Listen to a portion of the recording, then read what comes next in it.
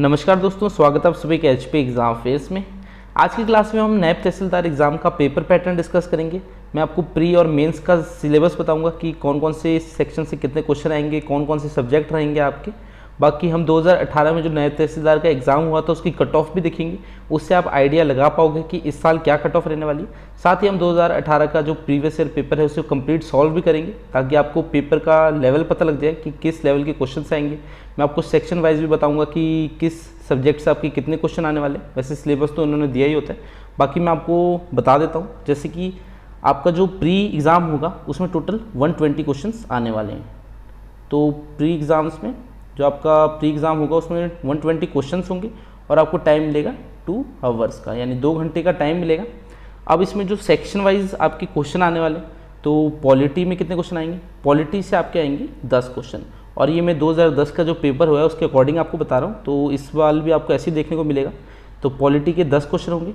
History के पिछली बार आए थे 20 क्वेश्चन, तो 20 क्वेश्चन आए थे। मैं प्रिसाइजली बोलूँ तो इसमें से 6 क्वेश्चन थे वो महात्मा गांधी के ऊपर थे। ठीक है, महात्मा गांधी के ऊपर थे।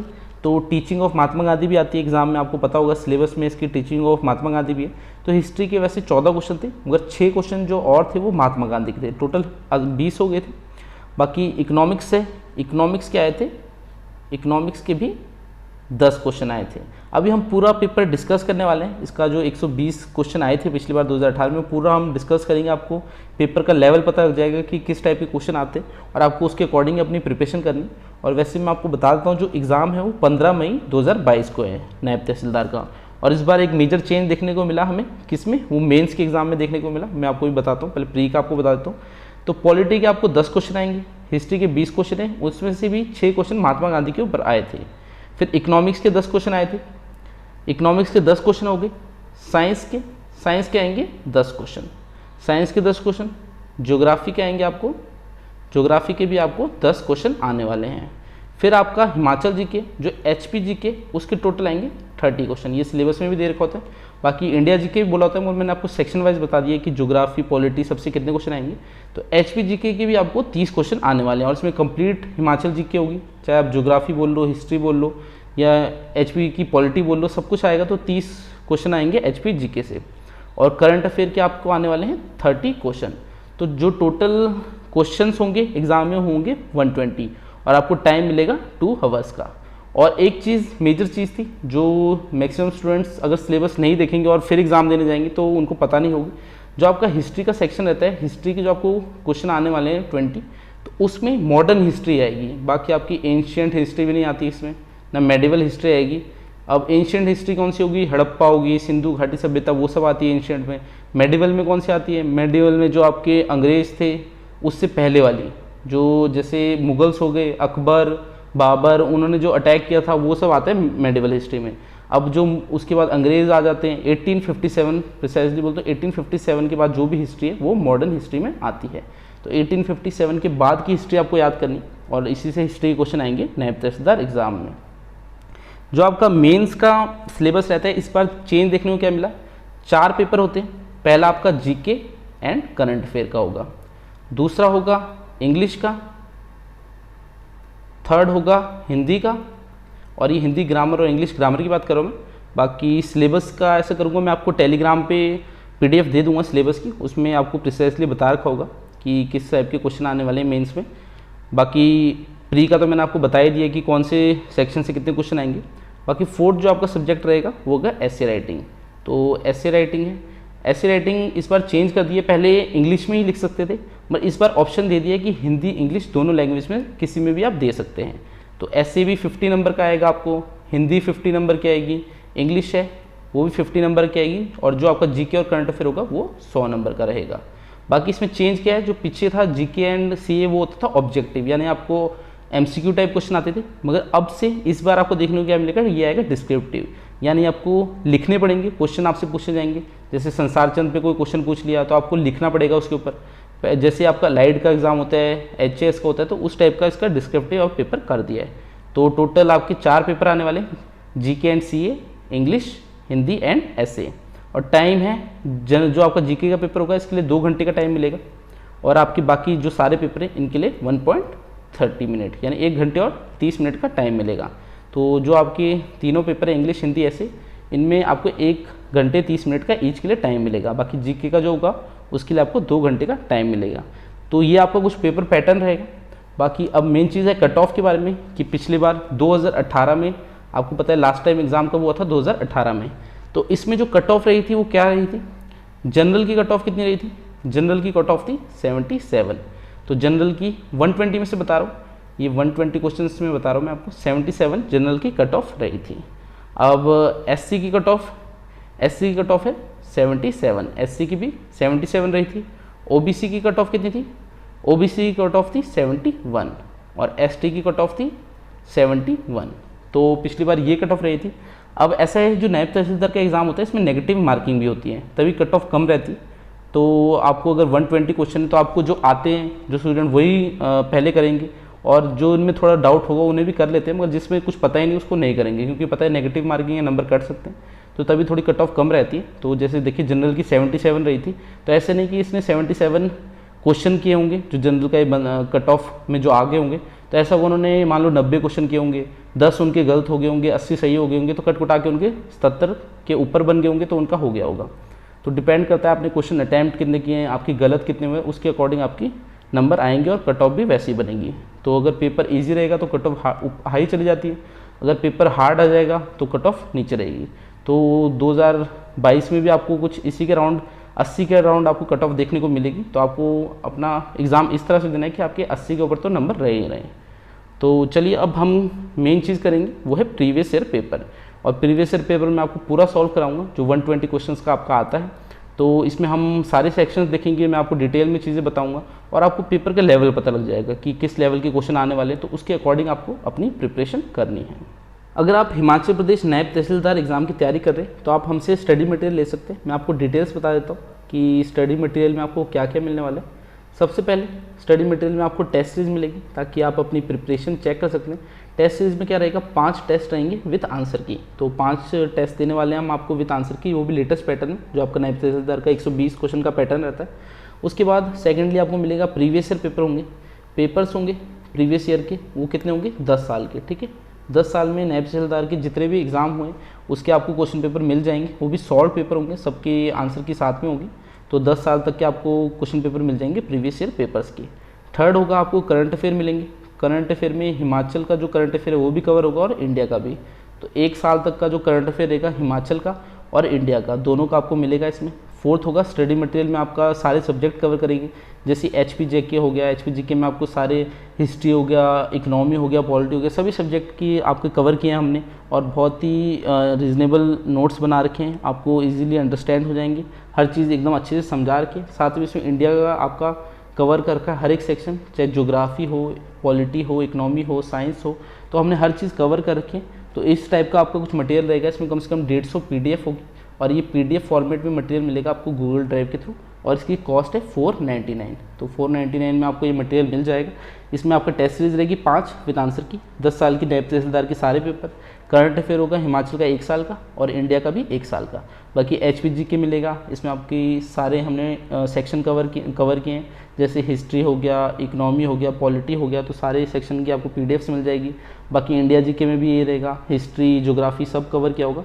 तो एक कंप्लीट पैकेज रहेगा, और आपका 90 to 95% जो सिलेबस रहेगा वो इसी स्टडी मटेरियल से आने वाला है। बाकी कुछ स्टूडेंट मेरे को ये बोलते हैं कि सर हम स्टडी मटेरियल ले लिया तो एग्ज़ाम निकल जाएगा, तो मैं तो कहूँगा एग्ज़ाम स्टडी मटेरियल लेने से नहीं निकलता। जैसे अगर आप प्रोटीन का डब्बा ले लोगे तो आपकी बॉडी नहीं बन जाएगी, एक्सरसाइज तो आपको करनी पड़ेगी। वैसे यही है, अगर आप स्टडी मटेरियल लोगे तो आपको पढ़ना पड़ेगा, अगर आप मेहनत करोगे तो ज़रूर एग्ज़ाम निकलेगा। बाकी मेहनत आपकी रहेगी, हम तो आपको एक सोर्स दे देंगे कि आपको हर कहीं पढ़ने की ज़रूरत नहीं पड़ेगी, क्योंकि स्टूडेंट्स क्या होते हैं वो कन्फ्यूज़ हो जाते हैं। वो कोई यूट्यूब में पढ़ रहा है कि इसने हर एक सब्जेक्ट की 4-4 बुकें ले ली, कभी यहाँ से पढ़ रहा है कभी वहाँ से पढ़ रहा है, तो एक कंप्लीट सोर्स नहीं होता कि एक ही जगह से पढ़ना हो, तो उससे क्या होता है माइंड डाइवर्ट हो जाता है, ठीक से स्टडी नहीं हो पाती। तो इसमें ऐसा रहेगा, आपको कंप्लीट सिलेबस है, हमने 90 to 95 जो आपका पेपर रहेगा वो यहीं से आने वाला है, और हमने हर एक चीज़ कवर करके, चाहे करंट अफेयर हो, हिमाचल GK हो, इंडिया GK हो, टेस्ट सीरीज़ हो, प्रीवियस ईयर पेपर हो, तो आपको जो ये स्टडी मटेरियल मिलेगा ये 499 में मिल जाएगा। और इसके लिए आपको क्या करना होगा, इसके लिए आपको नंबर मैं दे देता हूँ व्हाट्सएप का 7018186561। इस पर आपको व्हाट्सएप करना होगा, बाकी सारी डिटेल्स मैं आपको यहाँ दे दूँगा। व्हाट्सएप नंबर है 7018186561। यहाँ पर आप व्हाट्सएप कर देना, यहाँ मैं आपको डिटेल्स दे दूँगा कि आपको क्या क्या स्टडी मटेरियल मिलने वाला है और कैसे मिलेगा, तो वो आप मैसेज करना अगर कोई इंटरेस्टेड होगा। बाकी हम आगे कैरी फॉरवर्ड करते हैं। तो चलिए हम 2018 का नायब तहसीलदार का क्वेश्चन पेपर सॉल्व करते हैं। ये 2018 का है, और अगर आपको इसकी सॉल्व PDF चाहिए होगी, वैसे तो ये क्वेश्चन पेपर है, इसमें मैं आपको डायरेक्ट आंसर कराने वाला हूँ। बाकी इसकी सॉल्व PDF भी डाल दूंगा, उसमें आपको आंसर क्वेश्चन पेपर में मिल जाएंगे। तो उसके लिए आपको क्या करना होगा, आपको टेलीग्राम चैनल है हमारा, वो ज्वाइन करना होगा। डिस्क्रिप्शन में आपको लिंक दे दूंगा, या फिर आप टेलीग्राम ऐप ओपन करके सर्च में लिख देना HP एग्ज़ाम अफेयर्स, तो आपको हमारा चैनल मिल जाएगा टेलीग्राम पे। वहाँ मैं इसकी सॉल्व PDF डाल दूंगा 2018 के क्वेश्चन पेपर की, और सिलेबस भी डाल दूंगा, तो उससे भी एक बार देख लेना। बाकी चलिए हम क्वेश्चन पेपर को सॉल्व करते हैं। तो हमारा पहला क्वेश्चन है, in the 73rd constitutional amendment 1/3 seats for the women are reserved in panchayat under which article. तो कह रहा है जो 73rd कॉन्स्टिट्यूशनल अमेंडमेंट थी, और ये किससे रिलेटेड थी, पंचायत से रिलेटेड थी। तो इसमें 1/3 सीट्स थी वो वुमेन्स के लिए रिजर्व कर दी थी पंचायत में। तो ये कौन से आर्टिकल से की गई थी, कौन सा आर्टिकल ऐड किया गया था। तो इसका जो आपका राइट आंसर है वो है ऑप्शन डी। तो ऑप्शन डी इसका राइट आंसर है, आर्टिकल 243D। वैसे अगर आप बेसिक आपने पॉलिटी पढ़ी होगी तो आपको पता ही होगा कि 243 आर्टिकल है वो पंचायत से रिलेटेड है।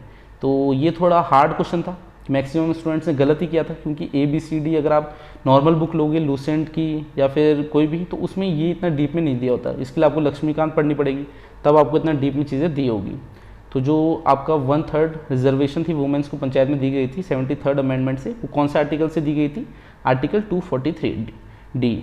तो ये जो 243 आर्टिकल है वैसे पंचायत से रिलेटेड है। जैसे मैं अगर आपको बोलूँ जो 343 आर्टिकल है ये किससे रिलेटेड है, तो ये ऑफिशियल लैंग्वेज से रिलेटेड है। तो आपको सारे आर्टिकल्स पता होने चाहिए।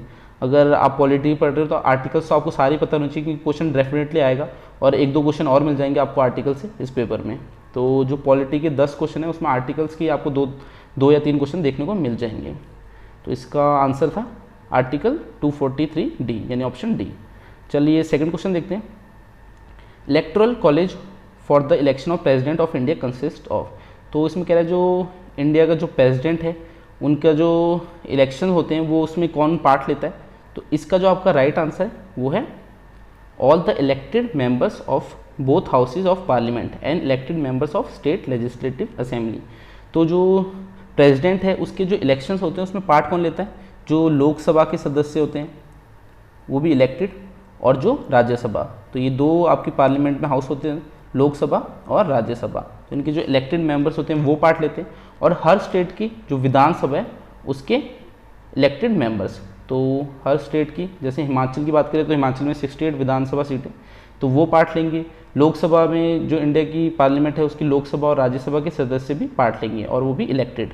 तो इसका जो राइट आंसर है वो है थर्ड। इलेक्टेड का मतलब जो चुने होते हैं, कुछ होते हैं जो प्रेसिडेंट नॉमिनेट करते हैं तो वो पार्ट नहीं लेंगे। चलिए नेक्स्ट क्वेश्चन देखते हैं। नेक्स्ट क्वेश्चन है third question, which article of Indian constitution empowers president all the executive powers.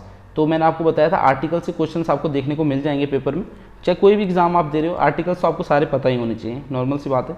तो जो प्रेसिडेंट है उसे एग्जीक्यूटिव पावर्स कौन सा आर्टिकल देता है, तो इसका जो आपका राइट आंसर है वो है आर्टिकल 53। तो वैसे तो जो प्रेसिडेंट है वो 52 आर्टिकल से स्टार्ट होता है, मगर जो एग्जीक्यूटिव पावर्स जो दी जाती है वो कौन से आर्टिकल से दी जाती है, आर्टिकल 53 से। अगर ये क्वेश्चन भी एग्जाम में आ रखा है कि जो प्रोसीजर है इम्पीचमेंट का प्रेसिडेंट का वो कौन से आर्टिकल में, तो वो है 61 आर्टिकल में। तो जो इम्पीचमेंट होती है प्रेसिडेंट की वो 61 आर्टिकल से होती है। जो 52 आर्टिकल से प्रेसिडेंट स्टार्ट होता है कि 52 में उसका जिक्र है प्रेसिडेंट का, फिर उसमें अलग अलग आर्टिकल में उसकी पावर्स बता रखी है, ऑर्डिनेंस बता रखी है, इम्पीचमेंट बता रखे हैं। तो वैसे जो एग्जीक्यूटिव पावर है वो आर्टिकल 53 में बता रखी है। तो आर्टिकल्स आपको सारे याद करने, चाहे कोई भी एग्जाम दे रहे हो, आर्टिकल्स बहुत ही इंपॉर्टेंट होते हैं। चलिए फोर्थ क्वेश्चन देखते हैं। Who gives final verdict on money bill. तो कौन फाइनल वर्डिक्ट देता है कि जो मनी बिल है वो एक मनी बिल है, मतलब कि कोई अदर बिल नहीं है। तो इसका जो आपका राइट आंसर है वो है लोकसभा का स्पीकर। तो स्पीकर ऑफ लोकसभा होते हैं वो फाइनल वर्डिक्ट देते हैं मनी बिल पे। तो जैसे जो मनी बिल होता है उसको इंट्रोड्यूस भी लोकसभा में किया जाता है, और ये आर्टिकल 110 में आता है मनी बिल।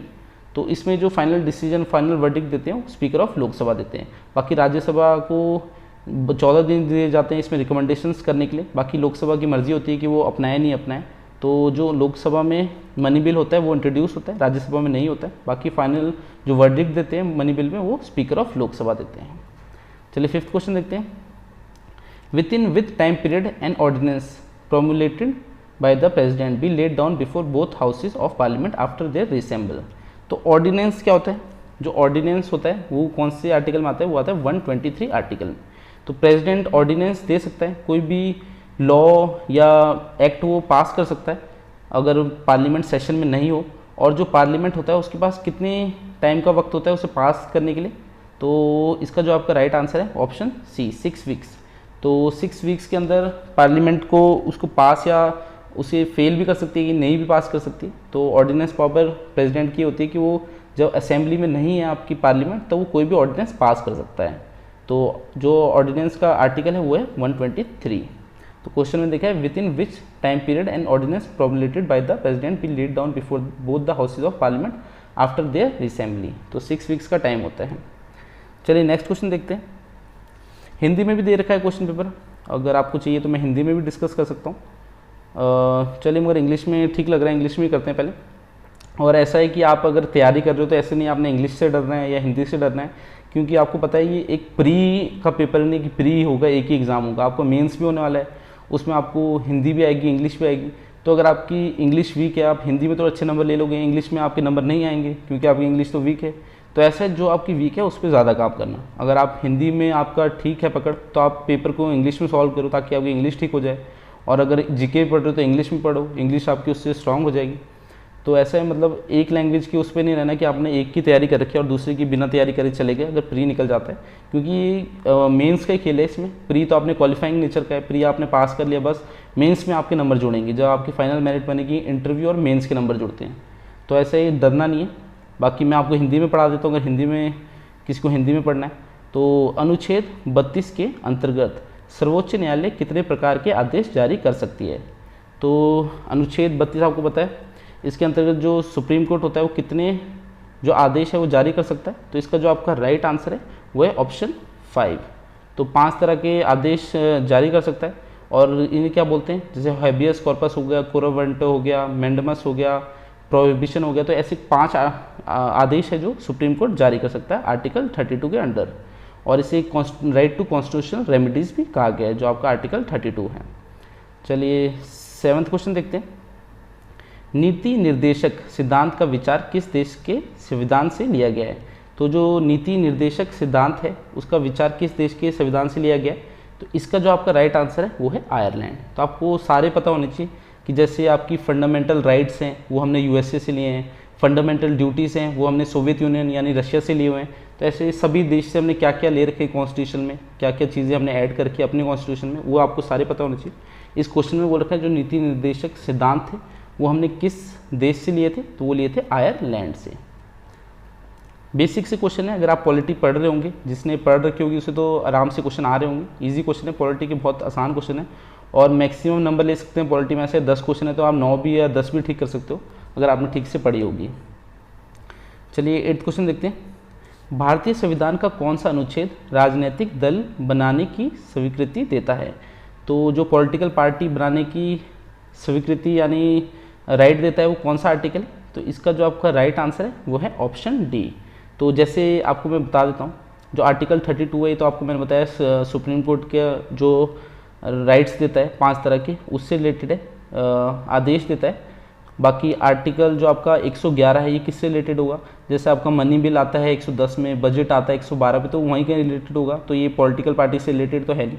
और इसको क्या बोलते हैं? एलिमिनेशन मेथड, जो मैं भी यूज़ करूँ। जैसे मेरे को आर्टिकल 32 को पता था, मुझे पता ये तो आंसर होगा नहीं। जो आर्टिकल 111 ये कहाँ पर आता है? ये मनी बिल बजट वहाँ पर आ रहा है, तो ये भी नहीं होगा। फिर अनुच्छेद 132 यानी आर्टिकल 132 है।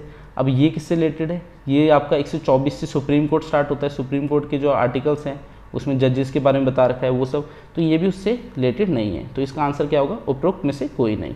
तो ऑप्शन डी होगा। अब आपको पता होगा जो इलेक्शन कमीशन है वो 324 आर्टिकल से आती है। तो ये जो पॉलिटिकल पार्टी बनाने का राइट है ये कहीं वहीं पर कहीं होना चाहिए। तो इनमें से कोई भी आर्टिकल वहाँ मैच नहीं कर रहा था, तो इसका आंसर है ऑप्शन डी।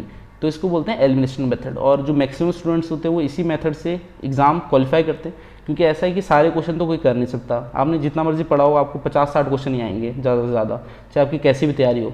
फिर आप उसके बाद आपकी प्रिपरेशन डिपेंड करती है आपने कैसे करी है, तभी आप एलिमिनेशन मेथड लगा सकते हो। अगर आपने डिटेल्स में चीज़ें पढ़ी, आपको पता है ये चीज़ कहाँ पर आती है, ये कहाँ आती है, तो आप एलिमिनेट कर सकते हो उनको और आंसर पता लगा सकते हो। तो ये वाला मेथड बहुत ही इंपॉर्टेंट होता है, और डिटेल में चीज़ें पढ़ी हो तभी आप इससे आंसर फाइंड कर सकते हैं। चलिए 9th क्वेश्चन देखते हैं। संविधान का अनुच्छेद 1 भारत को किस रूप में परिभाषित करता है? तो आर्टिकल 1 में भारत को क्या परिभाषा दी गई है? तो इसका जो आपका राइट आंसर है वो है ऑप्शन ए, एक राज्यों का संघ, यानी यूनियन ऑफ स्टेट्स कहा गया है जो भारत है उसे आर्टिकल 1 में। तो बहुत ही सिंपल सा क्वेश्चन था, ये तो पहला ही आर्टिकल है तो ये तो पढ़ा ही होगा आपने। तो एक राज्यों का संघ कहा गया है आर्टिकल 1 में भारत को। चलिए 10th क्वेश्चन देखते हैं, और ये पॉलिटी का लास्ट क्वेश्चन है। मैंने आपको बोला पॉलिटी में 10 क्वेश्चन ही आए थे, तो 10वां क्वेश्चन क्या है, लास्ट क्वेश्चन है। 31 दिसंबर 2017 को लोकसभा की कुल सदस्य की कितनी थी? तो आपको पता होगा जो लोकसभा है उसमें टोटल जो सदस्य होते हैं वो कितने होते हैं? तो वो होते हैं 552। इससे ज़्यादा सदस्य नहीं हो सकते। 2026 तक इसमें रोक लगा दी कि 552 है उससे ज़्यादा नहीं सदस्य की जो स्ट्रेंथ है उसे बढ़ा सकते हैं। बाकी इसमें से 530 कहाँ से होते हैं? स्टेट से होते हैं, 20 यूनियन टेरिटरीज से होते हैं, 2 एंग्लो इंडियंस होते हैं जिन्हें प्रेसिडेंट इलेक्ट करता है, प्रेसिडेंट नॉमिनेट करता है। तो जो 552 सीट्स थी इसमें से कितनी भरी थी 2017 में? तो ये 2018 में वो पेपर हुआ था, तभी इस टाइप का क्वेश्चन पूछा कि 2017 में कितनी सीटें थी। 31 दिसंबर 2017 तक लोकसभा की कुल कितने सदस्य थे? तो इसका जो आपका राइट आंसर था वो था ऑप्शन ए, यानी 538 उस समय सदस्य थे। अगर अभी के समय बोलूँ तो अभी कुछ 543 सदस्य, बाकी चेंज होते रहते हैं, इलेक्शंस जैसे जैसे होते हैं, कभी कभार कोई जिसकी एक्सपायर हो जाता है, किसी की डेथ हो जाती है तो सीट खाली हो जाती है, फिर इलेक्शन कराते हैं, तो चेंज होती रहती है। बाकी करंट अफेयर्स का टाइप क्वेश्चन है। तो ये पॉलिटी के 10 क्वेश्चन ऐसे आए थे। चलिए अब हम नेक्स्ट पार्ट देखते हैं। नेक्स्ट क्वेश्चन है, किसके समय में प्रथम फैक्ट्री अधिनियम पारित हुआ था? तो आपको पता होगा जो फर्स्ट फैक्ट्री एक्ट है वो 1881 में पारित हुआ था। तो इस समय जो इंडिया था उसके वॉइसरॉय कौन थे? तो वो थे लॉर्ड रिपन। तो लॉर्ड रिपन थे इस समय 1881 में जब फर्स्ट फैक्ट्री एक्ट पारित हुआ था। तो इसका राइट आंसर है लॉर्ड रिपन। मैंने आपको बताया था जो हिस्ट्री है उसमें 1857 ऑनवर्ड से आएगी, उससे पहले की हिस्ट्री आपको नहीं पढ़नी। तो उसके बाद की हिस्ट्री आने वाली एग्जाम में जो 20 क्वेश्चन आएंगे उसमें भी 15 क्वेश्चन मान लो हिस्ट्री के, 5 तो महात्मा गांधी पे आने वाले हैं, तो 15 हिस्ट्री के रहेंगे, वो 1857 के बाद जो हिस्ट्री है उसमें आएंगे। चलिए अब नेक्स्ट क्वेश्चन देखते हैं। नेक्स्ट इंग्लिश में आ रहा है तो चलो इंग्लिश में कर लेते हैं। Who of the following does not present the nationalist critic of colonial economy? तो बोल रहा है जो कॉलोनियल इकोनॉमी थी, यानी जब ब्रिटिशर्स ने राज किया था इंडिया पे, तो उस समय क्रिटिसाइज किसने नहीं किया था ब्रिटिशर्स को? तो आपको पता होगा दादा भाई नौरोजी ने कर रखा है, आर.सी. दत्त ने भी कर रखा है, सच्चिदानंद सिन्हा थे इन्होंने भी किया था। तो जो D.R. भंडारकर है, नया से नाम लग रहा है तो यही होगा, मतलब इन्होंने नहीं किया होगा। जैसे जो दादा भाई नौरोजी थी इन्होंने बुक भी लिखी थी poverty and un British rule in India, तो उसमें इन्होंने क्रिटिसाइज किया था ब्रिटिशर्स को। आर.सी. दत्त ने भी कर रखा है, सच्चिदानंद सिन्हा इन्होंने भी कर रखा है।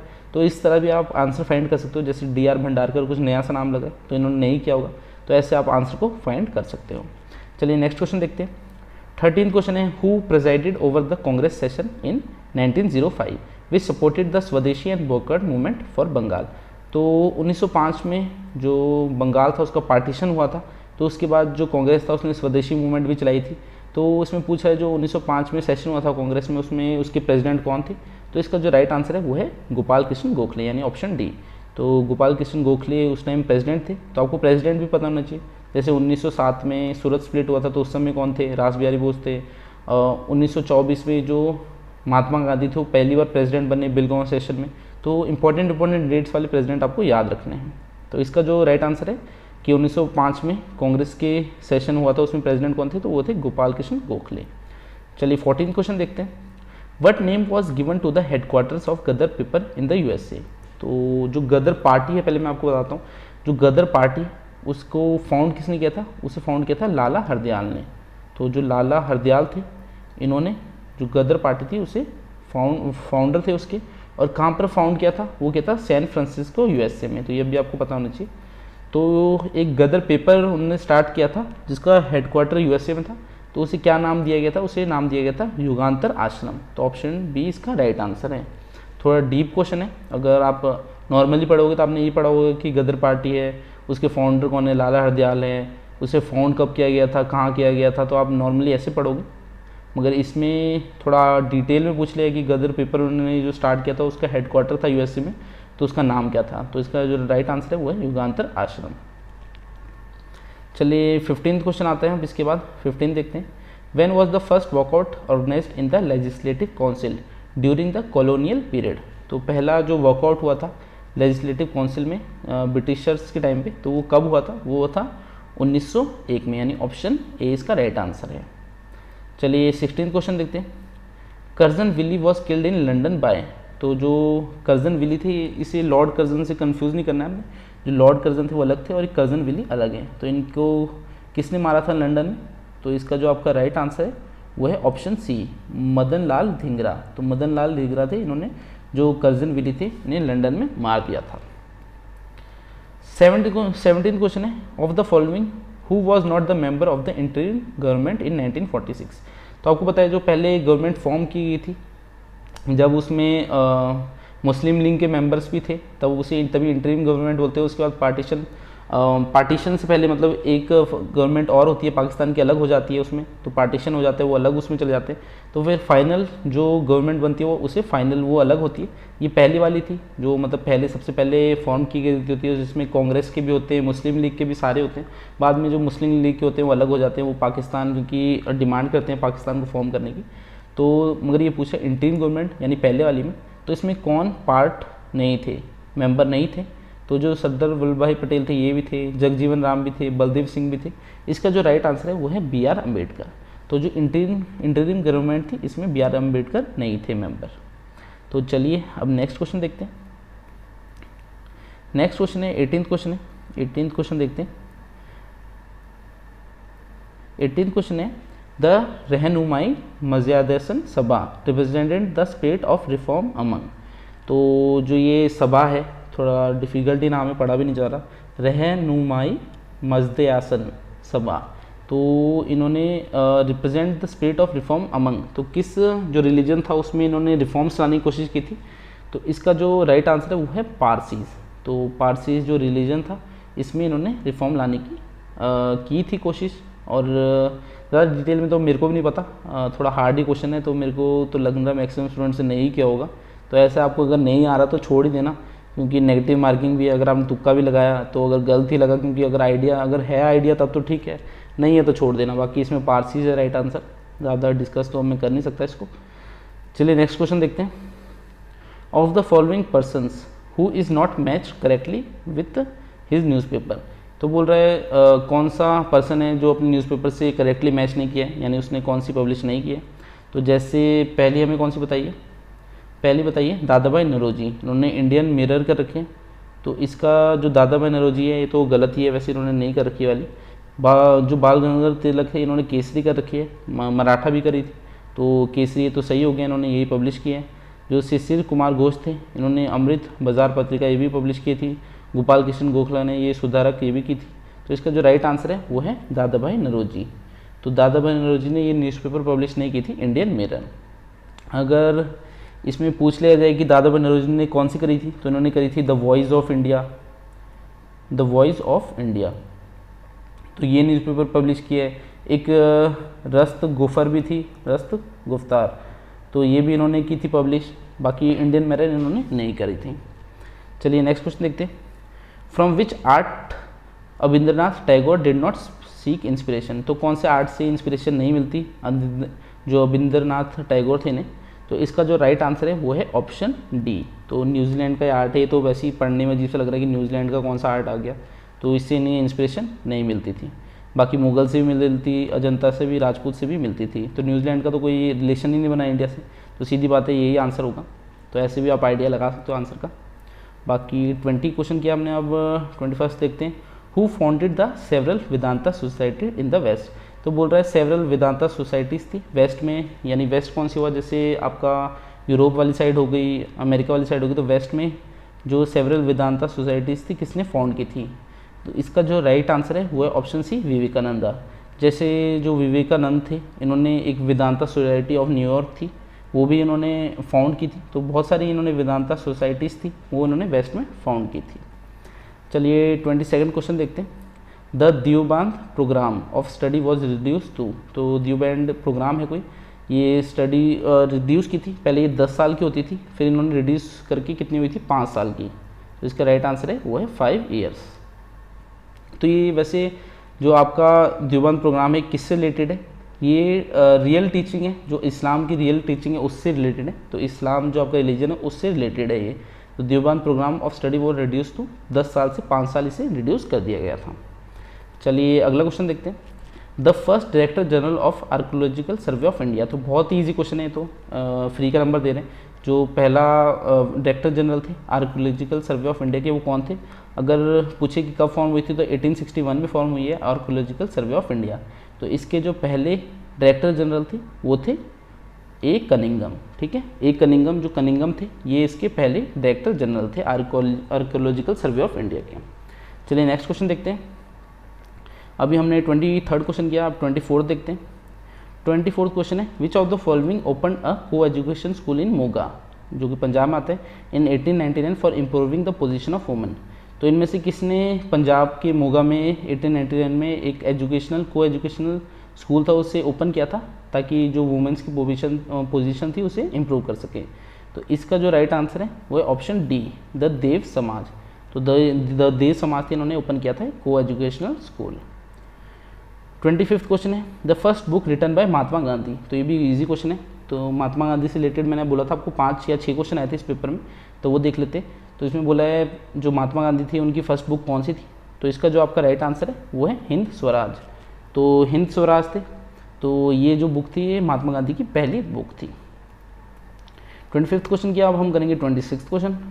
विच of the following social reforms was not considered essential by Gandhi ji for the transformation of society. तो इनमें से कौन सा सोशल रिफॉर्म्स है जो गांधी जी ने कंसिडर नहीं किए थे, ताकि जिससे ट्रांसफॉर्मेशन आती है सोसाइटी में। तो जैसे हिंदू मुस्लिम यूनिटी थी, ये तो वो बिलीव करते थे कि होनी चाहिए, ताकि इससे ट्रांसफॉर्मेशन आएगी सोसाइटी में। फिर है स्वदेशी मूवमेंट, स्वदेशी भी इन्होंने प्रमोट करी थी। अबॉलिशन ऑफ अनटचेबिलिटी, ये चाहते थे अनटचेबिलिटी थी ये भी खत्म हो जाए। तो इसका जो राइट आंसर बनता है वो बनता है अबॉलिशन ऑफ वर्ना सिस्टम। तो ये गांधी जी जो थे वो ये नहीं मानते थे कि इससे सोसाइटी में ट्रांसफॉर्म आएगा अगर हम जो वर्ना सिस्टम है उसे अबॉलिश कर दें।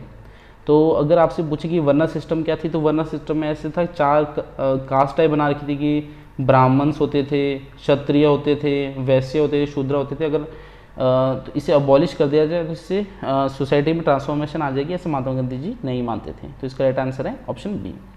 अब है the Dandi march was started by Gandhi ji on. तो दांडी मार्च, ये भी इंपॉर्टेंट क्वेश्चन है, बहुत ही इजी क्वेश्चन है। अगर आप पढ़ोगे तो आपको बुक में मतलब मिल ही जाएगा ये दांडी मार्च थी। तो इसका जो आपका राइट आंसर है वो है 12 मार्च 1930, यानी ऑप्शन सी। तो ऑप्शन डी, जो ऑप्शन डी है 12 मार्च 1930, तो ये इसका राइट आंसर है। जो दांडी मार्च थी ये 12 मार्च 1930 को उन्होंने स्टार्ट की थी। अब आपको सारी चीज़ें पढ़नी है कि कितने दिन चली थी, कहाँ ख़त्म हुई थी, इसके ख़त्म होने के बाद जैसे सिविल डिसोबीडियंस मूवमेंट स्टार्ट हुई थी, तो ऐसे ऐसे आपको चीज़ें याद रखनी है। तो सारी चीज़ें डिटेल में पढ़नी होती है, क्योंकि एग्ज़ाम ही बहुत हाई लेवल का है। अगर एचएस से कंपैरिजन करो तो लेवल सेम ही है, तो डीप क्वेश्चन भी आते हैं। फिर 28th क्वेश्चन देखते हैं। 28th क्वेश्चन है, in which special session of the Congress Gandhi ji presented for approval his idea of satyagraha against government. तो कांग्रेस का कौन सा सेशन था जिसमें गांधी जी ने प्रेजेंट किया था अपना सत्याग्रह का आइडिया और उसको अप्रूवल मांगा था। तो 28th का जो राइट आंसर है वो है ऑप्शन सी, कलकत्ता का सेशन, यानी 1920 में। तो 1920 का जो कलकत्ता सेशन हुआ था कांग्रेस का, उसमें गांधी जी ने सत्याग्रह का आइडिया अपना अप्रूव करने की मांग करी थी अगेंस्ट गवर्नमेंट। अब नेक्स्ट क्वेश्चन देखते हैं। When did Gandhi ji realise that his struggle in India was not based on the non violence of the brave. तो इसका जो आपका राइट आंसर है वो है ऑप्शन ए, 1947 में। तो 1947 में इन्होंने ये रियलाइज़ किया था जो इनका स्ट्रगल था इंडिया में वो बेस नहीं था कि नॉन वायलेंस ऑफ ब्रेव, इसमें था कि मतलब सब नॉन वायलेंस करे, वो ये चाहते थे। ऐसे नहीं कि जो ताकतवर है या निडर है वही नॉन वायलेंस करे। तो नॉन वायलेंस तो उनका एक मेन था ही सत्याग्रह का, कि सत्याग्रह जो था वो डिपेंड ही नॉन वायलेंस में करता था। चलिए नेक्स्ट क्वेश्चन देखते हैं। 3rd क्वेश्चन है, which is not the feature of Gandhi ji theory of trusteeship. तो इसमें आपने क्या करना है, जैसे ये क्वेश्चन है इसमें हम ऑप्शन पढ़ते हैं सारे। मान लीजिए आप एग्जाम में बैठे हो, आप पहले क्वेश्चन पढ़ोगे which is not the feature of Gandhi ji theory of trusteeship. तो चलिए पहले पढ़ते हैं, अगर आपको पता भी नहीं होगा ट्रस्टीशिप क्या होता है।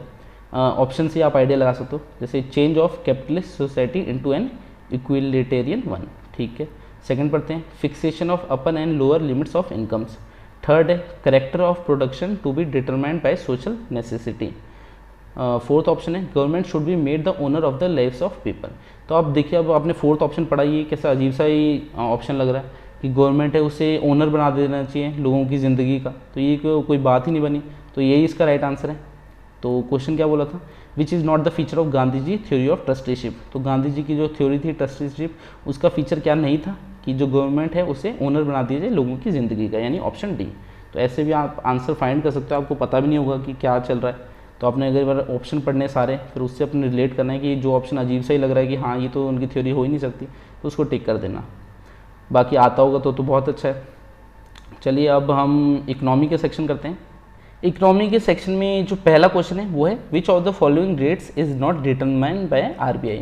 तो इनमें से कौन सा रेट है जो RBI डिटरमाइन नहीं करता। तो जैसे बैंक रेट को करता है, जो SLR है इसको भी करता है, CRR को भी करता है, जो PLR है इसको डिटरमाइन RBI नहीं करता। तो जैसे SLR हो गया, SLR को क्या बोलते हैं, स्टैट्यूटरी लिक्विडिटी रेशियो। PLR क्या है, प्राइम लैंडिंग रेट, तो इसको जो RBI डिटरमाइन नहीं करता। CRR की फुल फॉर्म क्या है, कैश रिजर्व रेशियो। तो कॉमन सी फुल फॉर्म्स है, अगर आप पढ़ रहे होंगे इकोनॉमी तो आपको पता होगी। तो इसका जो राइट आंसर है ऑप्शन सी।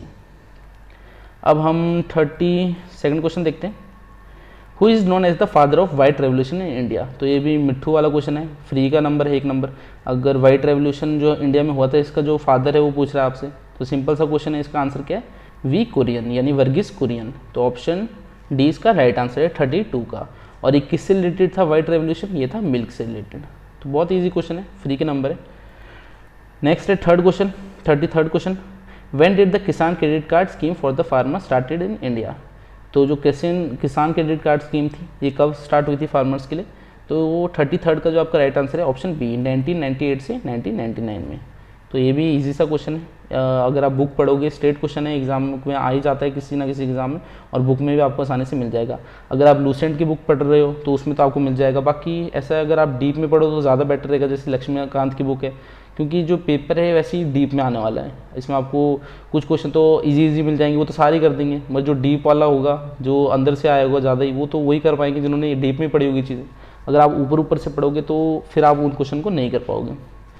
चलिए नेक्स्ट क्वेश्चन देखते हैं, the concept of small scale industries was brought to force by the. तो जो स्मॉल स्केल इंडस्ट्रीज़ का कॉन्सेप्ट था वो एनफोर्स में लाया गया था, कौन सी पॉलिसी से लाया गया था। तो 34th का जो आपका राइट आंसर है वो है ऑप्शन बी, जो इंडस्ट्रियल पॉलिसी रेजोल्यूशन था 1956 का, उससे जो concept of small scale industries था उसे ब्रॉट किया गया था, यानी एनफोर्स में लाया गया था। चलिए 35th क्वेश्चन देखते हैं। 35th क्वेश्चन है, who recommends the MSP and issue price. तो ये क्वेश्चन इंपॉर्टेंट क्यों है, जैसे आपका पहले फार्मर्स जो एक्ट हुए थे, जो इतना आंदोलन चला था जो फार्मर्स ने चलाया था, किसानों ने, तो ये उससे रिलेटेड है, तभी एग्ज़ाम में भी आया होगा। जैसे MSP था, तो MSP तो उसमें तो था नहीं, मगर 3 लॉज बनाए थे गवर्नमेंट ने इशू, और अभी तो वापस ले लिए, तो तब ऐसे एग्ज़ाम में क्वेश्चन आ जाते हैं जो करंट इशू चल रहे होते हैं। तो इकोनॉमी में मेन ऐसे करंट इशू से ज़्यादा क्वेश्चन आते हैं, अगर आप बुक पढ़ोगे वो तो ठीक है, मगर करंट के भी देखते ना, करंट अफेयर में जो इकोनॉमी के क्वेश्चन बनते हैं। तो जो who recommends the MSP and issue price, तो इसका जो सिंपल सा आंसर है commission for agriculture cost and prices. तो ये जो MSP है उसे रिकमेंड करते हैं कि MSP कितना होना चाहिए और इशू प्राइजेस, ठीक है, commission for agriculture cost and prices. बाकी मिनिस्ट्री ऑफ एग्रीकल्चर का लेना देना नीति आयोग का ना नाबार्ड का, इसका राइट आंसर है commission for agriculture cost and prices. Next question है 36th क्वेश्चन है, Indian economy is a type of. तो इंडियन इकोनॉमी, ये भी बहुत सिंपल क्वेश्चन है, बहुत सारे एग्जाम में आपने देखा होगा कि इंडियन इकोनॉमी कैसी है, मिक्स्ड इकोनॉमी है, यानी यहाँ पर आपको प्राइवेट कंपनीज भी मिल जाएगी, गवर्नमेंट कंपनीज भी मिल जाएगी। मान लीजिए जैसे बैंक है तो आपको SBI आपका सरकारी बैंक हो गया, जो ICICI बैंक है वो आपको प्राइवेट हो गया, तो ऐसे दोनों ही एग्जिस्ट कर सकते हैं, चाहे प्राइवेट हो चाहे गवर्नमेंट हो, तो इसे मिक्स इकोनॉमी बोलते हैं। तो इंडियन इकोनॉमी एक मिक्स इकोनॉमी है। तो 37th क्वेश्चन देखते हैं, when has the population policy been implemented. तो जो पॉपुलेशन पॉलिसी थी इसे कब इम्प्लीमेंट किया गया था। तो 37 का राइट आंसर है 15 फरवरी 2000, यानी 15 फरवरी 2000 में जो पॉपुलेशन पॉलिसी थी इसे इम्प्लीमेंट किया गया था। नेक्स्ट क्वेश्चन 38 क्वेश्चन है, what is the basic objective of public distribution system in India. तो ये तो आपको पता ही होगा, जो पब्लिक डिस्ट्रीब्यूशन सिस्टम है इसका मेन ऑब्जेक्टिव क्या है, इसका ऑब्जेक्टिव है to ensure food security for poor. तो आपको पता है जो पीडीएस शॉप होती है, जैसे आपको राशन मिलता है, हर महीने राशन गवर्नमेंट प्रोवाइड करती है, उसमें सब्सिडीज़ देती है। तो इसका मेन रीज़न क्या है कि क्यों कर रही है ऐसा, ताकि फूड सिक्योरिटी रहे, जो गरीब लोग हैं उनको खाने की कमी ना हो, उनको सस्ते में मिल जाए चीज़ें, तो तभी to ensure food security for poor. चलिए नेक्स्ट क्वेश्चन देखते हैं। 39th क्वेश्चन है, the second green revolution is focused on. तो जो सेकंड ग्रीन रेवोल्यूशन हुआ था उसने किस चीज़ में फोकस किया था, एग्रीकल्चर स्टेबिलिटी इसमें भी फोकस किया था, इन्वायरमेंटल इश्यूज़ थे इसमें भी फोकस किया था, रिड्यूसिंग रूरल इम्बैलेंस इसमें भी फोकस किया था। तो इसका राइट आंसर है ऑल ऑफ द अबव। चलिए नेक्स्ट क्वेश्चन देखते हैं।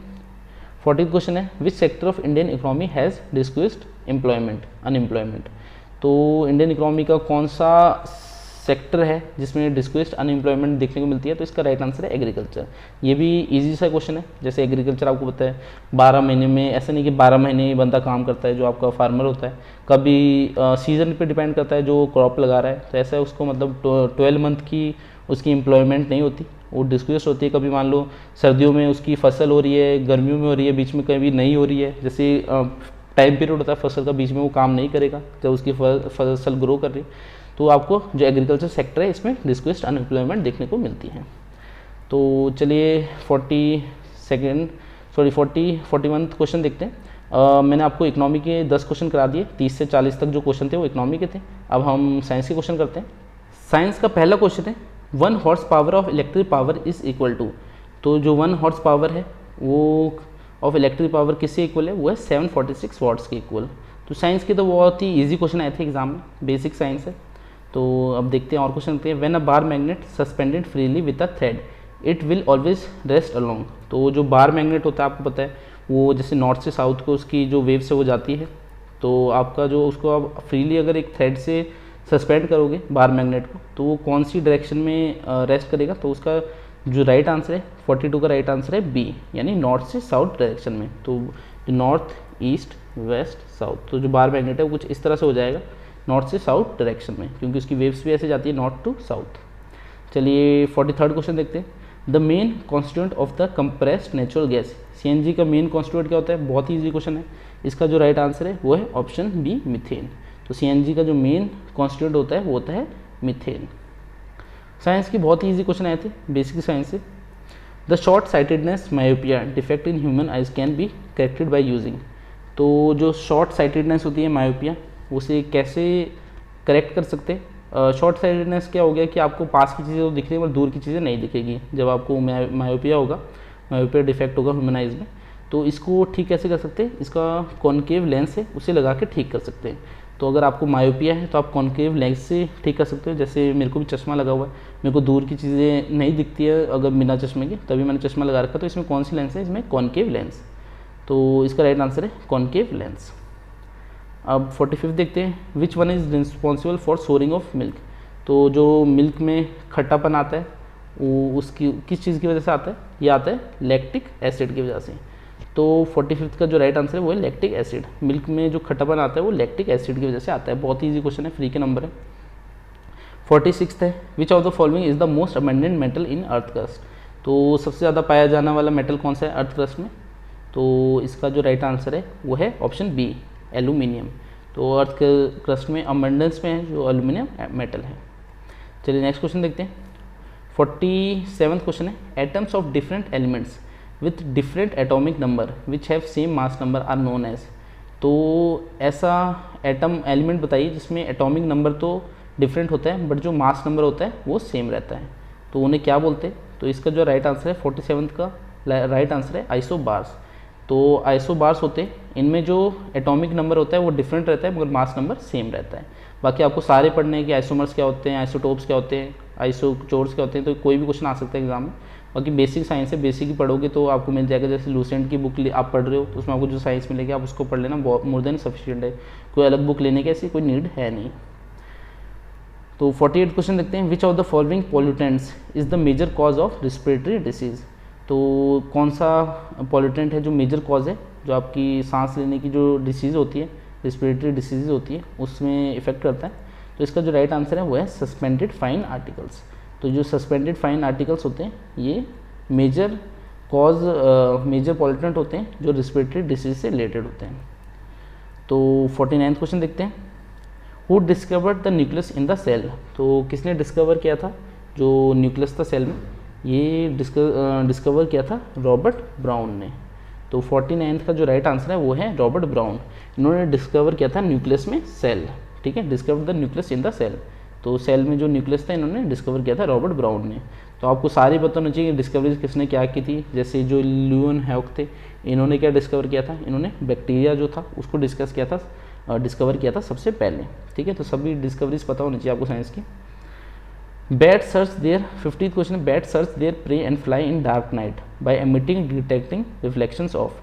तो जो चमगादड़ होते हैं वो रात में कैसे उड़ते हैं, आपको अगर पता नहीं होगा तो जैसे जो चमगादड़ होते हैं उनको रात को देख नहीं सकते हो, वो क्या करते हैं, जो रात को अल्ट्रासोनिक वेव्स होती है उससे एमिट करते हैं। तो इसका राइट आंसर है वो है अल्ट्रासोनिक वेव्स।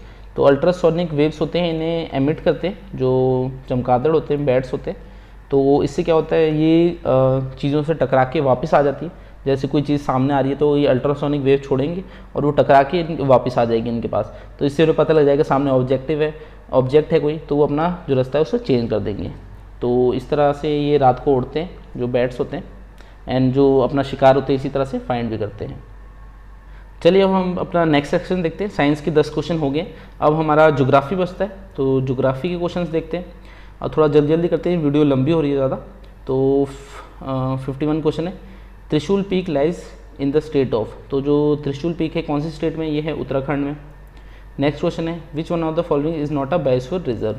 तो इनमें से जो बायोस्फीयर रिजर्व कौन नहीं है, तो जो लास्ट ऑप्शन है रणथंभौर, ये नेशनल पार्क है जो कि राजस्थान में। बाकी सब मानस जो नोकरक है, ये पंचमढ़ है, ये सारे बायोस्फीयर रिजर्व हैं। चलिए 53rd देखते हैं, रामसर कन्वेंशन ये कहाँ पर हुई थी, तो ये हुई थी ईरान में। और हुई कब थी, 1971 में हुई थी। तो सारी कन्वेंशंस याद कर लेना, जैसे क्योटो प्रोटोकॉल है, जो भी बेजल कन्वेंशन है, सारी कन्वेंशन याद करना, क्वेश्चन आपको देखने को मिल जाएगा, बहुत ही इंपॉर्टेंट टॉपिक होता है। तो जो इस पर क्वेश्चन पूछा था, रामसर कन्वेंशन कब हुई थी, कहाँ हुई थी, तो ये हुई थी ईरान में। और हुई कब थी, 1971 में हो रखी है। नेक्स्ट क्वेश्चन देखते हैं, 54th है, karewa soil is found in the state of. तो जो करेवा सॉइल है ये कौन सी स्टेट में मिलता है, तो इसका जो राइट आंसर है वो है जम्मू कश्मीर। 55 जो हमारा क्वेश्चन है, which one of the following not a deciduous tree. तो ऐसा कौन सा ट्री है जो डेसिडियस नहीं है इसमें, तो इसका जो राइट आंसर है वो है ऑप्शन बी, गुर्जन। तो डेसिडियस क्या होते हैं, जो अपनी सीजनली अपनी लीव्स को शेड करते हैं, यानी उनके जो पत्ते होते हैं वो झड़ जाते हैं।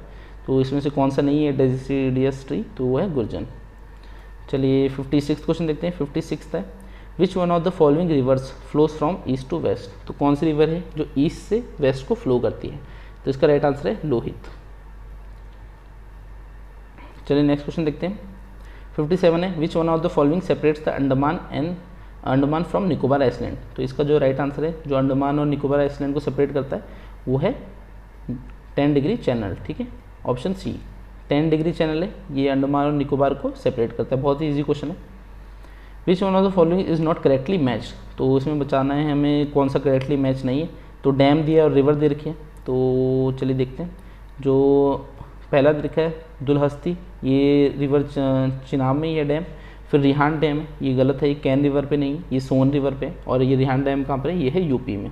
तो ये इसका राइट आंसर होगा, ये गलत मैच कर रखा है। फिर पचेत डैम है, ये दामोदर रिवर में ही है। तहरी डैम है, ये भागीरथी में है, ठीक है। तो ये इसका जो राइट आंसर है वो है रिहान डैम, ये सोन रिवर में, और वैसे ये आपका यूपी में पड़ता है। चलिए नेक्स्ट क्वेश्चन देखते हैं। नेक्स्ट है 59th क्वेश्चन है, एशियन डिजास्टर प्रिपेयर्डनेस सेंटर ये कहाँ पर है। तो ये जो एशियन डिजास्टर प्रिपेयर्डनेस सेंटर है ये कहाँ पर है, ये ऑप्शन ए बैंकॉक में। तो इसका राइट आंसर है बैंकॉक।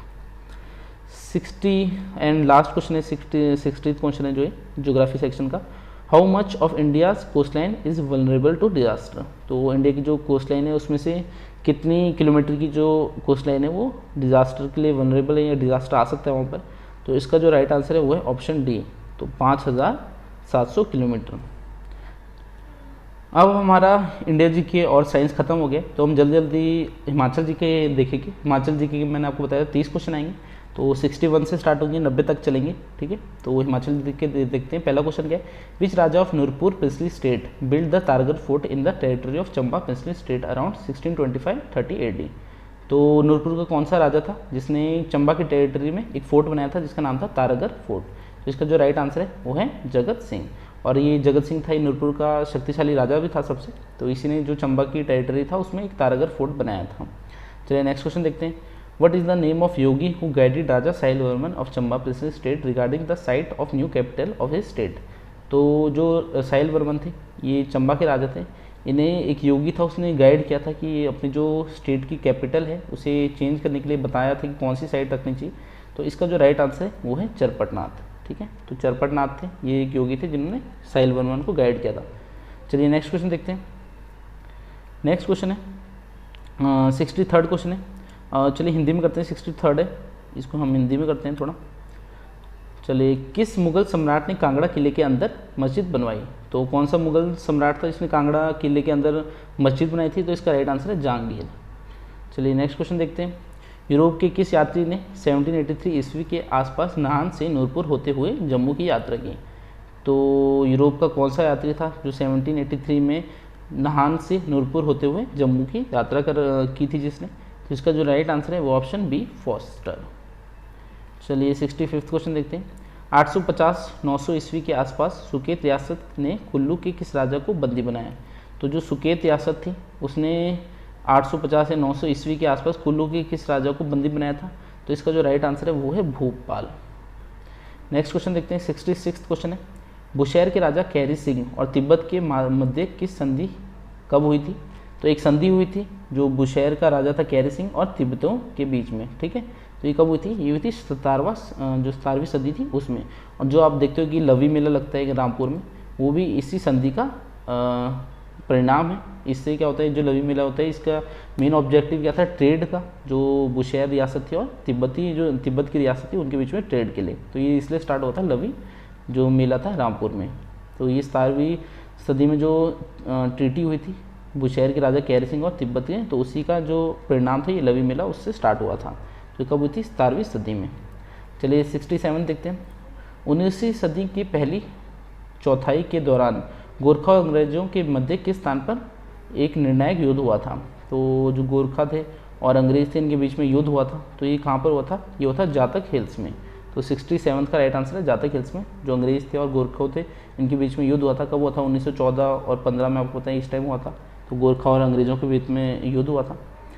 फिर है 68 हिंदू रियासत के शासक वंश की स्थापना किसने की थी। तो हिंदू रियासत थी, इसकी स्थापना किसने की थी, ये भी इंपॉर्टेंट क्वेश्चन है। शासक आपको पता होना चाहिए कि हर रियासत के शासक कौन थे, किसने स्थापना कर रखी है उनकी। तो इसका जो राइट आंसर वो है अजीत चंद। तो अजीत चंद थे हिंदू रियासत के शासक थे जिन्होंने हिंदू रियासत की स्थापना की थी। 69th क्वेश्चन देखते हैं। 69th है, किन दो ठुकराओं को 1896 ईस्वी में जुब्बल रियासत के अधीन कर लिया गया था। तो इसका जो राइट आंसर है वो है रवीनगढ़ और ढाड़ी, ठीक है। जो ढाड़ी है ये और रवीनगढ़, इसको जो जुब्बल रियासत है उसके अधीन कर दिया गया था 1896 में। अब नेक्स्ट क्वेश्चन देखते हैं। 70 क्वेश्चन है 1857 के सैन्य विद्रोह के दौरान बुशैर रियासत के किस राजा ने अंग्रेजों का साथ प्रतिकूल व्यवहार किया। तो ये भी इंपॉर्टेंट क्वेश्चन है। जो 1857 का विद्रोह हुआ था उस समय हिमाचल का एकलौता राजा था जिसने जो अंग्रेज था उसकी सहायता नहीं की थी। तो वो थे शमशेर सिंह। तो जो शमशेर सिंह थे इन्होंने 1857 की जो विद्रोह हुआ था उसमें अंग्रेजों का साथ नहीं दिया था। 71 है, निम्नलिखित में से किसे लाहौर षड्यंत्र के केस में मृत्युदंड दिया गया जिसे बाद में आजीवन कारावास में बदल दिया गया। तो कौन थे जिन्हें जो लाहौर षड्यंत्र हुआ था उस केस में मृत्युदंड दिया गया था पर बाद में उन्हें चेंज कर दिया गया था उनकी सज़ा को और आजीवन कारावास कर दिया गया था। तो इसका जो राइट आंसर है 71 का वो है हृदयराम। तो हृदयराम थे, ये मंडी के रहने वाले थे और इन्हें लाहौर षड्यंत्र में मृत्युदंड दी गई थी मगर बाद में इसे आजीवन कारावास में बदल दिया गया था। तो 72nd क्वेश्चन देखते हैं। नरेंद्र मंडल यानी चैम्बर ऑफ प्रिंसेस की स्थापना कब हुई थी। तो इसका जो राइट आंसर है वो है 1921 में। 2011 की जनगणना के अनुसार हिमाचल प्रदेश के किस जिले में अनुसूचित जातियों की आबादी प्रतिशत सबसे कम था। तो जो अनुसूचित जाति यानी SC जो आपकी कैटेगरी होती है इसकी सबसे ज़्यादा कम आबादी कौन सी डिस्ट्रिक्ट में थी, तो इसका राइट आंसर है वो है लाहौल स्पीति। लाहौल स्पीति में आपको पता है एसटी जो कैटेगरी है वही आपको ज़्यादा देखने को मिलते हैं, तो एससी की सबसे कम थी हिमाचल में, जो लाहौल स्पीति थी उसमें जो आबादी थी। चलिए 74 देखते हैं, कौन सा पर्वतीय दर्रा सबसे अधिक ऊंचा है? तो इनमें से कौन सा जो दर्रा है वो सबसे ऊंचा है? तो इसका राइट आंसर वो है परांगला। तो परांगला दर्रा सबसे ऊंचा है। 75 है, which lake is located between Dodra Kwar and Sangla Kinnaur? तो कौन सी लेक है जो डाडरा कवर और सांगला किन्नौर के बीच में? तो 75 का राइट आंसर है बारादोनसर। 76 देखते हैं, given below are the names of some rivers and their tributaries, find the mismatch. तो हमें बताना है जो रिवर्स है और ट्रिब्यूटरी सही मैच करी है या नहीं हुई है। जैसे यमुना की ट्रिब्यूटरी जलाल है तो ये राइट है। सतलुज की आंध्रा, तो ये तो रॉन्ग हो गई, आंध्रा जो है वो यमुना की ट्रिब्यूटरी है। बाकी ब्यास की स्पिन ये भी सही है, चिनाब की मियार ये भी सही है। तो इसका जो राइट आंसर है वो है 76। तो ये गलत दे रखी है, सतलुज की ट्रिब्यूटरी नहीं है आंध्रा, यानी सहायक नदी नहीं है, ये यमुना की है आंध्रा। चलिए नेक्स्ट क्वेश्चन देखते हैं, which glacier feeds the Pabbar river? तो जो पब्बर रिवर है इसे कौन सा ग्लेशियर पानी देता है? तो इसका राइट आंसर है वो है चंद्रनान। तो ये चंद्रनान जो ग्लेशियर है ये शिमला में है और यही पानी देता है पब्बर नदी को। 78 क्वेश्चन है, near which town of Mandi district of HP शिकारी देवी सेंचुरी? तो मंडी की शिकारी देवी जो सेंचुरी है कौन से टाउन के पास है? तो पंडो के पास तो है नहीं, सरकाघाट के पास भी है नहीं, जोगिंदर नगर के पास भी नहीं, ये है सुंदरनगर के पास। ठीक है, तो मैं खुद मंडी से हूँ तो मेरे तो आसान है, बाकी अगर आप और डिस्ट्रिक्ट से होंगे तो आपको थोड़ा टफ लगेगा क्वेश्चन, क्योंकि आपको पता नहीं होगा। बाकी सुंदरनगर के पास है, जैसे सुंदरनगर से होके ही जाते शिकारी देवी के लिए। बाकी 79 देखते हैं, with which region of HP is Phulaich festival mainly associated? तो जो फुलेज फेस्टिवल है एचपी का वो कौन सी डिस्ट्रिक्ट से रिलेटेड है? तो 79 का जो राइट आंसर है वो है ऑप्शन बी किन्नौर। तो किन्नौर में मनाया जाता है Phulaich festival. When does the Minjar fair begin in Chamba? तो जो मिंजर फेयर है ये चंबा में लगता है। कब लगता है? अगस्त के महीने में लगता है जो मिंजर फेयर है। तो ये कब लगता है इसमें थोड़ा प्रिसाइजली पूछा गया है। तो इसका जो राइट आंसर है वो है B, second Sunday of Sawan month. जो सावन का महीना होता है उसके सेकेंड संडे को स्टार्ट होता है मिंजर फेयर। 81st क्वेश्चन है, which among the following schools of painting deals with nayak nayika theme of Rasik Priya of Keshav Das? तो इसमें बोल रहा है कौन सा स्कूल ऑफ पेंटिंग है जो नायक नायिका थीम है रासिक प्रिया की, रासिक प्रिया ऑफ केशवदास उससे डील करता है। तो इसका जो राइट आंसर है 81st का राइट आंसर है ऑप्शन सी आर की। चलिए नेक्स्ट क्वेश्चन देखते हैं, which of one of the following temple is in pagoda style? तो ये तो इजी सा क्वेश्चन है। पगोडा स्टाइल में कौन सा टेम्पल है? हिडिंबा देवी टेम्पल है ये पगोडा स्टाइल में।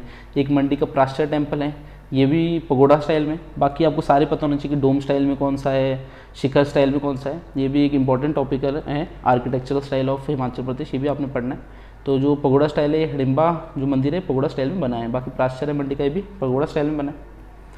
83rd है, approximately how many services are covered in HP under public service guarantee act?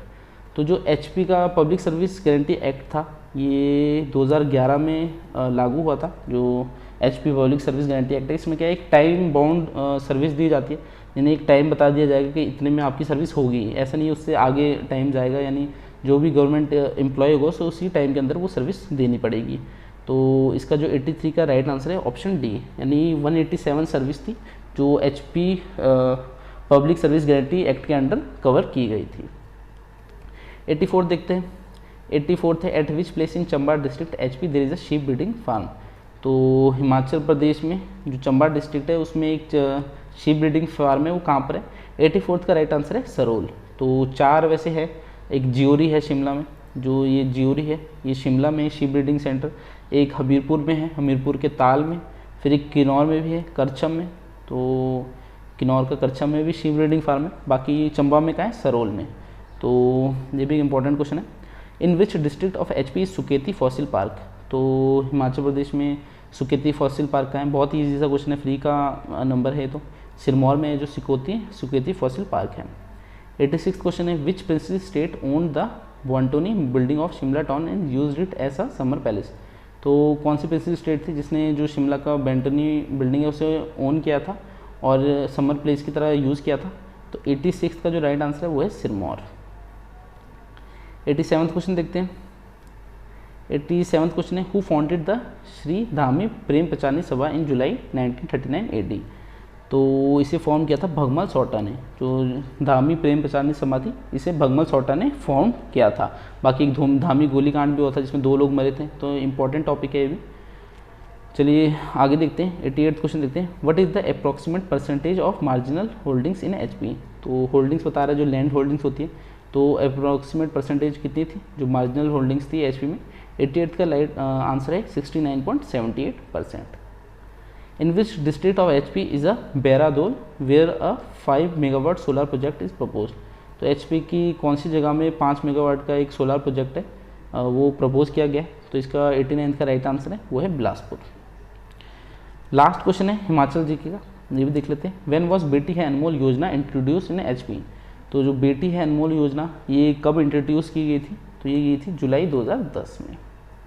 तो हिमाचल जीके के ये 30 क्वेश्चन थे। बाकी इसके बाद 30 क्वेश्चन जो आएंगे वो करंट अफेयर के होंगे, वो मैं आपको नहीं कराऊंगा क्योंकि करंट अफेयर कराने का कोई फ़ायदा है नहीं, क्योंकि ये 2018 में हुआ था पेपर, तो तब करंट अफेयर अलग थे। आपने अभी के पढ़ने पिछले 1 साल के, कुछ भी पूछ सकते हैं एग्जाम में, 1 साल तक के करंट अफेयर पढ़ने एग्जाम के लिए, और 30 क्वेश्चन है वो आपको करंट अफेयर से रिलेटेड आएंगे।